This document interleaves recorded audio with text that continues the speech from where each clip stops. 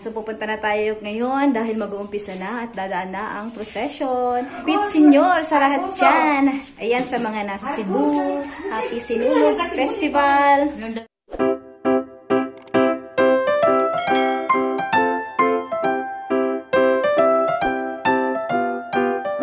Hello! Isang magandang araw. Ayan, happy Sunday at happy Sinulog Day sa inyong lahat. At ngayon ay lalabas na tayo guys. Kasi may ano ngayon, Gus?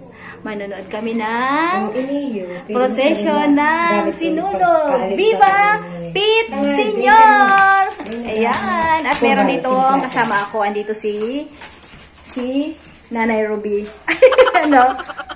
Nanay Ruby. Ayan. May dala siya guys. Ito, ipakita ko sa inyo ang kanyang ibinibenta. Talaga namang magugustuhan nyo dahil ito ay healthy na. At syempre, iwas pa tayo sa mga acidic. May mga problema dyan. First time mo na mag-vlog. First time ko, oo. First time ko daw mag-vlog. Kasi matagal tayong hindi nag-vlog.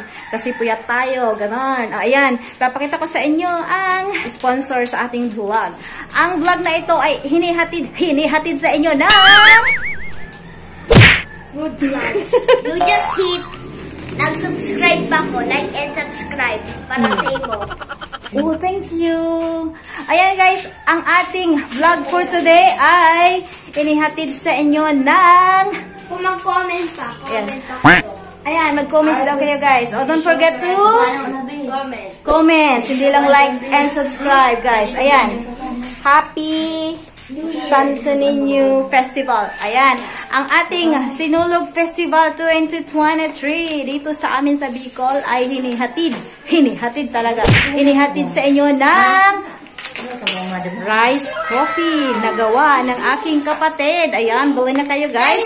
Ito ay mga, ano to guys, yung very organic. Ayan, order na kayo guys. Ito ay mabibili lang sa murang halaga. Napaka-healthy, pure, walang halong biro. Ayan, talad dyan ang mga umiiwas sa mga acidic. Ayan, mga acid. At saka yung mga, syempre, kumakaba-kaba yung mga dibdib dahil sa kape.